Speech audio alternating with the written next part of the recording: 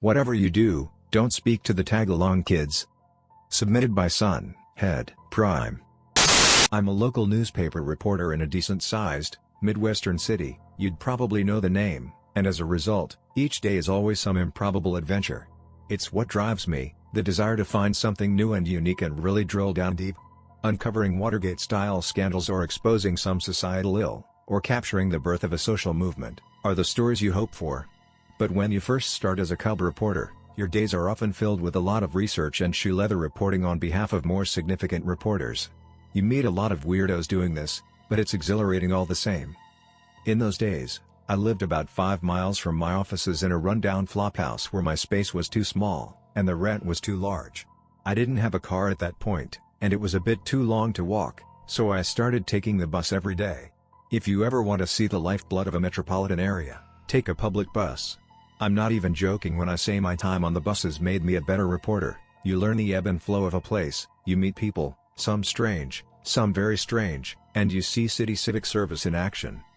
About 6 months in, when I really started to get the job and the pulse of the city, I was working on a story with a veteran reporter. It was a political scandal, and I was about as excited as you can get. Moving into the politics beat is a big deal, and if this story made waves, I could be looking at a real promotion. I was thrilled to get the gig. Every day I got to pick the brains of one of the best in the business and feel them out on how they approach a story or talk to a witness or learn how they get people to open up to them. You also get to know every dive bar and greasy spoon downtown. Stories start in these places as rumors before they get research and blossom into an exclusive article on page 1. They can be a bit sketchy, though. Thankfully, the lead reporter, let's call them Pat, was a well-established figure in these locales. Their shadow darkening the doorframes was a common sight, especially at the bars. We were having an eye-popper, their created phrase for scrambled eggs, bacon, and a shot of whiskey, at a local dive, and I showed up about 10 minutes late. Your drink was getting cold, so I took it. It's fine. I ordered a coffee at the corner, I said, holding up my Starbucks cup. Don't show that in here, huh?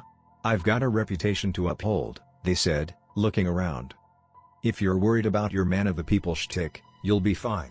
Everyone drinks Starbucks every once in a while. They're my coffee, basically. Nothing more salt of the earth as that, I said, taking a sip from my iced coffee. Then you drink it, they said, scooping up a forkful of scrambled eggs. Bus was a bit behind, I said with a shrug, nothing I can do about a guy taking 10 minutes putting his bike on the rack.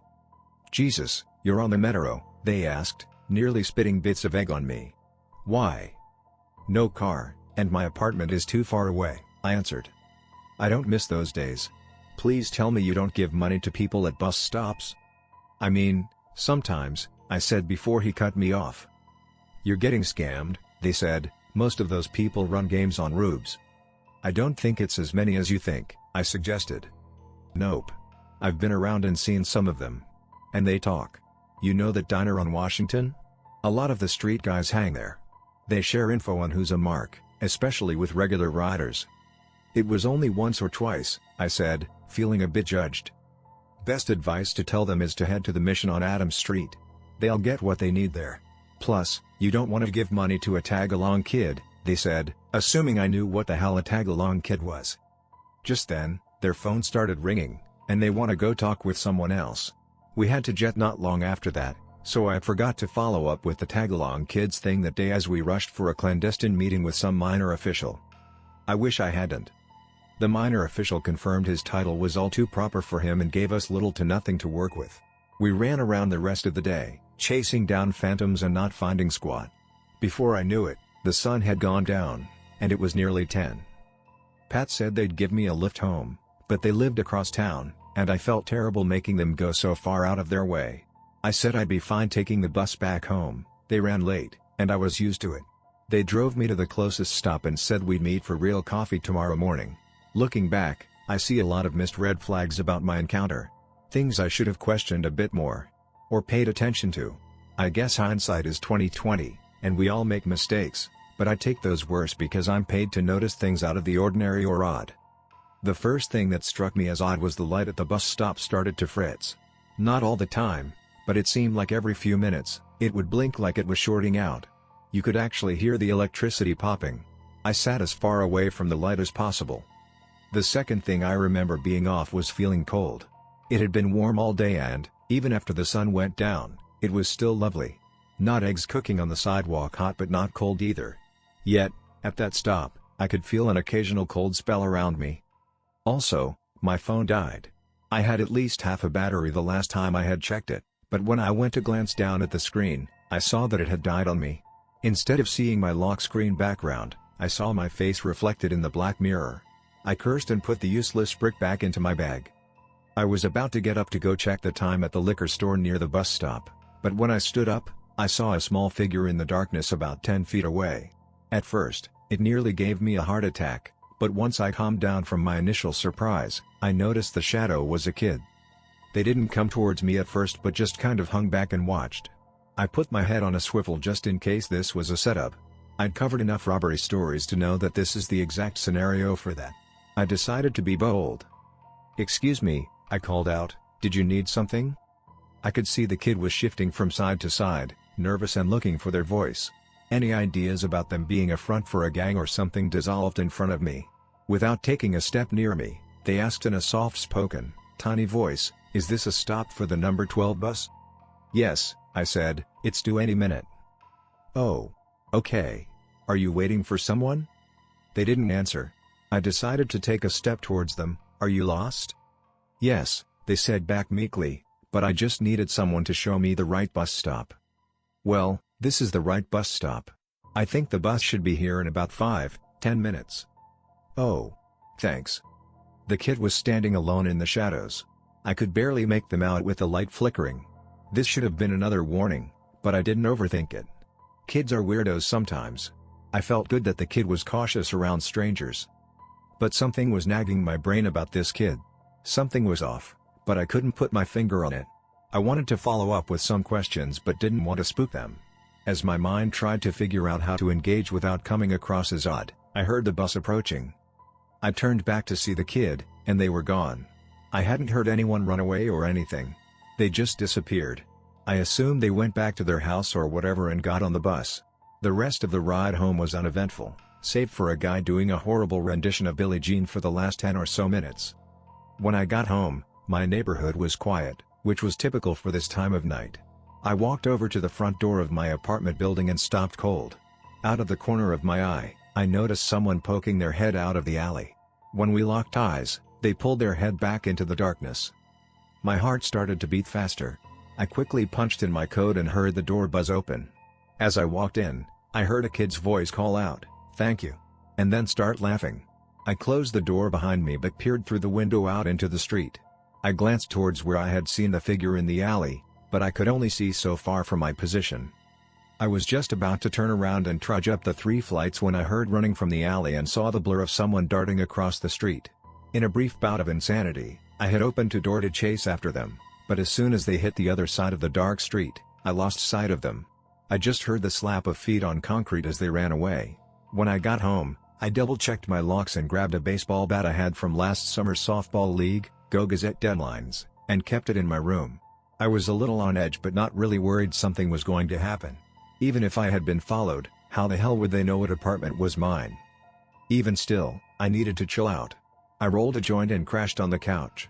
I turned on Netflix and picked some random British game show where attractive people sleep with one another until they get kicked out of paradise and greened out. Within a half hour, I had passed out. When I woke up, it was still dark out. I'd fallen asleep with my glasses on, and the frames were digging into the bridge of my nose. I took them off and rubbed the indent on my skin when I heard someone laughing on the street.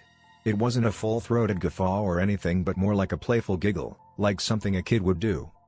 I made my way to the window that faced the street and peeked out. I scanned around the road and didn't see anyone or anything out there. I was about to head to bed when, out of the corner of my eye, I caught something move just out of range of the street light. It was a person, but as they walked by the lamppost, the light blinked out and went dead. I stayed a few minutes more, but I couldn't see anything out of the ordinary. The sleepy part of my brain convinced my scared part that I was making mountains out of a molehill and just needed to head to bed. As usual, sleep brain won, and within 10 minutes, I was out. The following day at the office, I found Pat waiting for me with 2 cups of coffee. He nodded as I sat down and slid one of the cups of joe to me. "Bus issues again?" "I'm on time," I said, taking a sip of the coffee. "Damn, this is good." "I know," they said, smirking, "and for a reporter, being on time is being there 30 minutes early." I got a huge lead on the story. Someone inside the administration is looking to talk.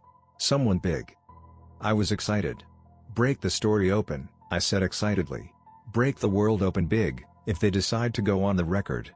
They want to meet us and feel us out before they start giving up information." "How did you pull this?"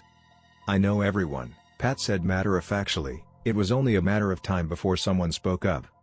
"They know what's going on is wrong," I said. "And that is what always flips people," Pat said, taking a sip of the coffee. "Outside of socio or psychopaths, most people have an internal altimeter that tells them when they should deploy their safety chute. That's true even with government hacks. You can only swallow so much shit before you spit it up." I liked the parachute metaphor better. Everyone's a critic. Come on, we have some shit to do. Hopefully not throw it up. Don't get gross on me now. Professionalism always, Pat said with a wink. Within the hour, we were meeting in a place 30 miles outside of town. A tiny roadside diner that caters to long haulers and families exhausted from travel. We sat in the corner and discussed things like we were talking to a foreign agent. The person, I'll call them Al for security's sake, never burn his source, people, was hesitant to speak and gave us basic, one-word answers. Once lunch got there, they became a bit more chatty. Food can do that to a person. "It's kind of a well-known secret," Al said, finishing off an onion ring. "Nobody questions it because questions lead to demotions and firings. We just let it go on." "And the mayor knows about this?" Pat asked, himself indulging in an onion ring. "The mayor ordered it," Al said, "years ago. One of their first acts in office. It flew under the radar because of the policing issues, but it's been on the books for years. Now, the act is all well and good, legal if a bit dubious, but the actions of people regarding the act, well, those are gray areas at best. A lot of us have asked for the mayor to clamp down on this, but they refuse. A lot of money comes through those lines, you know." "Money makes the world go round," Pat said. "Can I ask a question?" I said, walking out onto the ledge. I don't think Pat expected me to say much. In fact, based on the look he shot me, I know he didn't, but before I could stop myself, I asked away. "How many different departments does the skim happen from?" "Just a few? All of them?" Al laughed and, for a second, I thought I had screwed the pooch. "All of them. A lot of people are lining their pockets with this, and no one is holding the line. The corruption is everywhere." Pat gave me a nod, and I felt good about myself. We chatted for about a half hour more before Al left to get back to the office. Pat and I stayed behind and ordered pie, key lime was their specialty, and had some coffee. "You did good," Pat said, taking a bite of the pie. "You opened up a bunch of new areas for us to explore. I thought it was limited to just the mayor's office and maybe the police department, but if most of the people are skimming." "Thank you," I said, not wanting to blush but feeling it happen anyway. "This is a red ball story. It's got that vibe, I'll tell you that much. You also just got a whole hell of a lot of new work. We need to know who runs the departments and see if anyone is willing to talk. Start small and work your way up. If we spook them, we lose them." I nodded and was excited to hit the ground running. We got back to the office, and I went to work. I was in one of those shit, I missed dinner working sessions where you fail to notice that it's suddenly night and you're starving. I decided to call it a night. I was going to hurry home, order some Chinese and get back to my Brit dating show. I needed to decompress from work. I left the building and started walking the dark streets towards the closest bus stop. As I was walking, I heard a pair of footsteps walking behind me. Now, I'm not some paranoid hothouse flower, but even I tense up when I hear someone walking behind me on a dark street. I made sure to hold my keys in between my fingers in case I had to punch someone. As I walked past a trash can on the street, I suddenly heard someone giggling in the alley off to my left. I picked up my pace a bit, but as I passed the dark void between the buildings, I glanced over to see if anything was waiting there. There wasn't. I sighed. Then, from behind me, someone or something knocked over the garbage can. The noise scared the shit out of me, and I broke out into a full-on run. I heard giggling and footsteps pounding on the pavement right behind me. I hadn't run track in years, but muscle memory kicked in, and I was moving. After a decent clip, I decided to stop and spin around to see what was chasing me. When I did, I was surprised to see nothing. Now, the stretch of the street I was running on did not have any areas you could quickly duck off to. We were talking storefronts, But everything was closed. Unless this person decided to run in the completely opposite direction, there wasn't anyone near me. I laughed because I didn't know what else to do. Was I going crazy? Was someone from the city onto our story and wanted to intimidate us? Was I being stalked? None of those answers set me at ease as I stood on a dark street, catching my breath.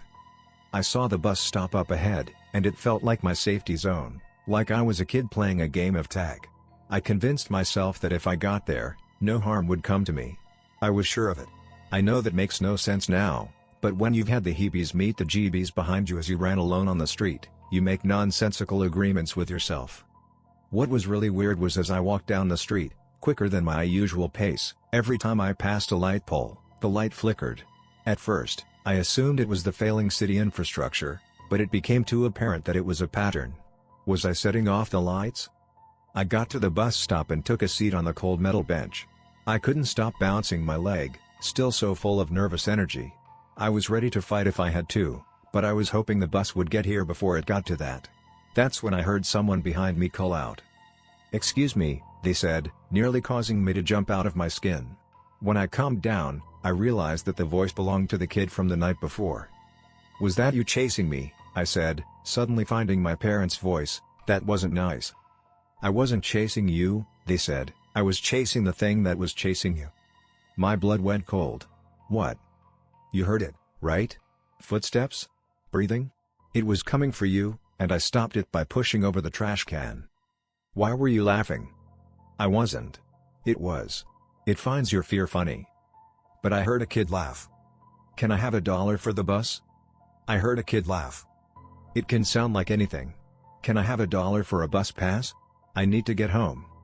"Where do you live? Where are your parents? They're waiting for me at home." "Where is home?" "Not that far. I saved you. Can't you help me?" The light above me started to buzz and blink. I felt a cold breeze blow by me even though it was as still as a grave at night. Off in the distance, I heard the bus rounding the corner. "I helped you, can you help me?" the little voice said. I reached into my wallet and fished out a $5. "Thank you," I said, holding the bill out. The little figure moved out of the shadows. They were slight, barely there even, and pale. As they got closer, I felt another cool breeze across my face. The light above flickered, and I finally caught a glimpse of their face. The little girl's eyes were black, startling so. Her skin was so white that her eyes stood out like someone had shined a light on them. I only saw them for a minute because the overhead light flickered out, but they were haunting. As the little girl took the bill, she dragged her nail across my wrist and broke the skin. She laughed and ran away from me. As the bus pulled up, she had disappeared into the shadows. She never got on. I kept replaying the encounter in my mind the rest of the night. It even ruined Brit 8. It was bothering me. What was following me? How long had whoever or whatever been hanging around me? Was this natural or supernatural? What about that little girl? Who was she, and why did she keep popping up near the bus but never actually ride the bus? Why were her eyes so black? Every time I closed my eyes, I could see her face staring at me. Those doll eyes, unnatural and cold. It belied her smile. Was she one of Pat's tag-along kids? I knew I needed to find out. I pulled out my cell and gave him a ring. I knew it was late, but I also knew that he'd probably be up, nursing a drink somewhere. "Do you know what time it is?" Pat said as he picked up the phone. "Sorry, I know it's late," I said quickly, moving to diffuse their anger, "but I have a question for you. This couldn't wait until the morning? You remember a couple of days ago when you mentioned a tag-along kid to me?"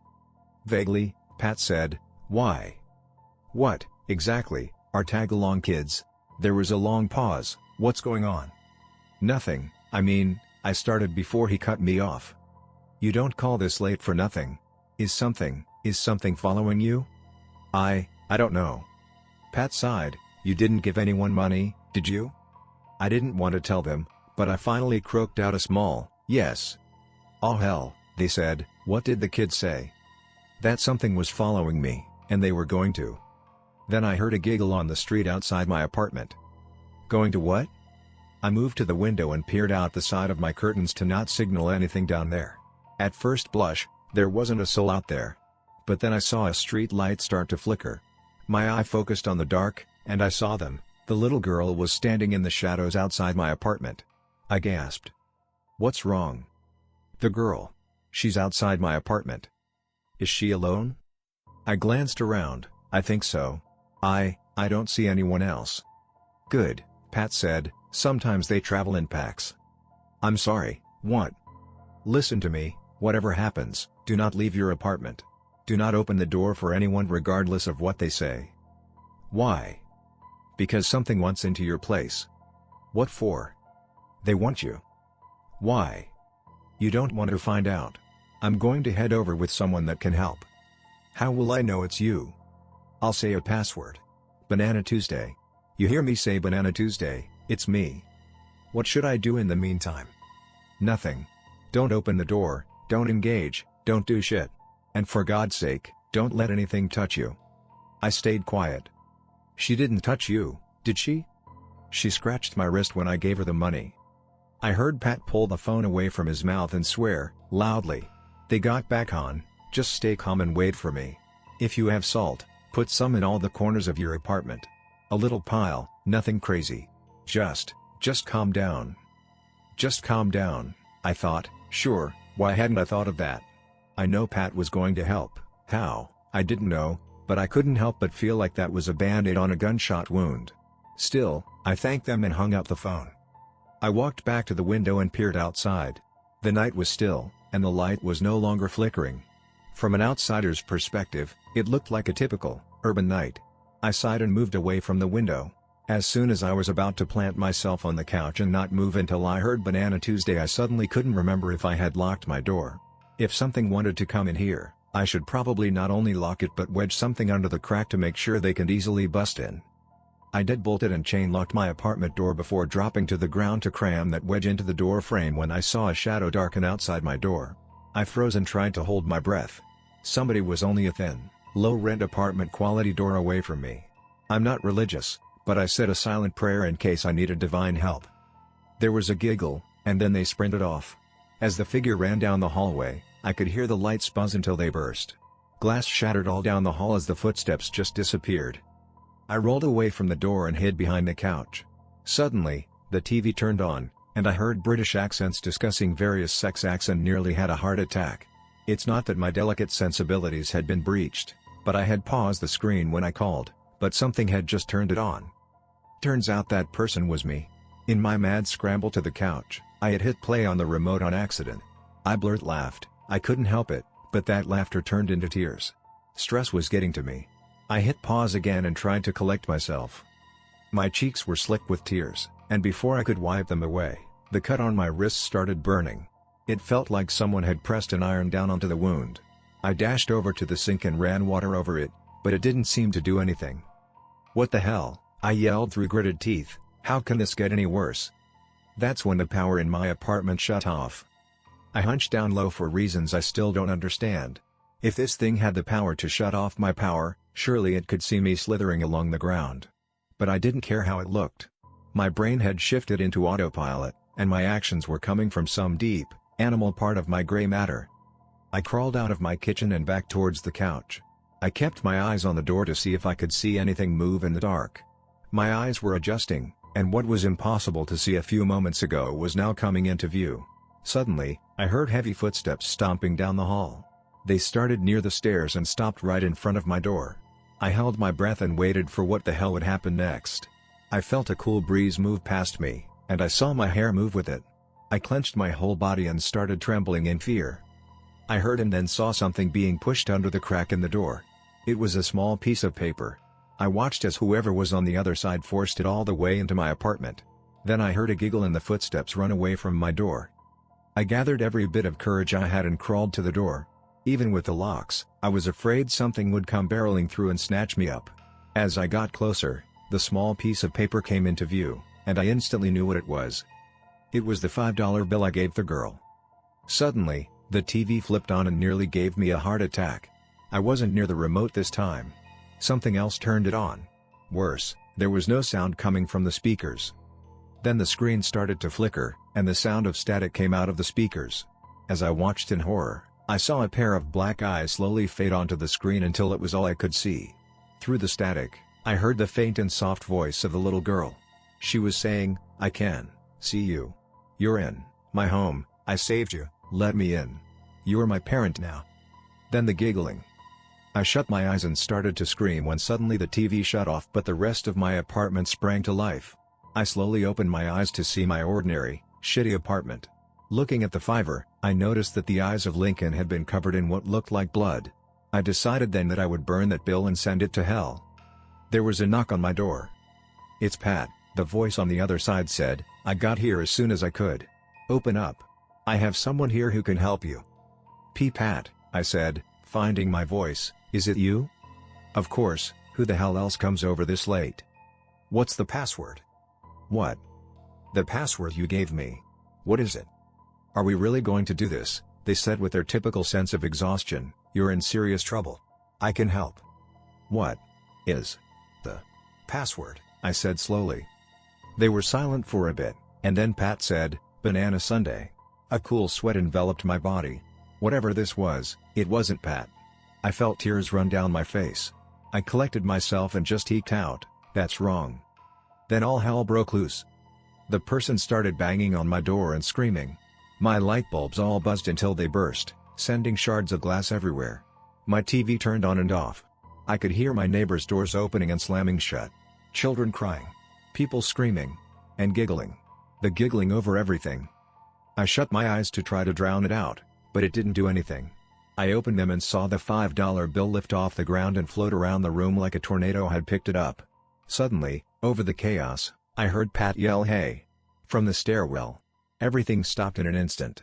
The five hung was suspended in the air until, like a heat-seeking missile, it flew through the crack and back into the hallway.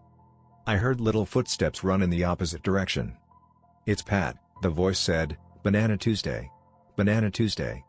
I pulled myself up from the floor, opened the door, and was relieved to see Pat standing there. I collapsed into their arms and cried.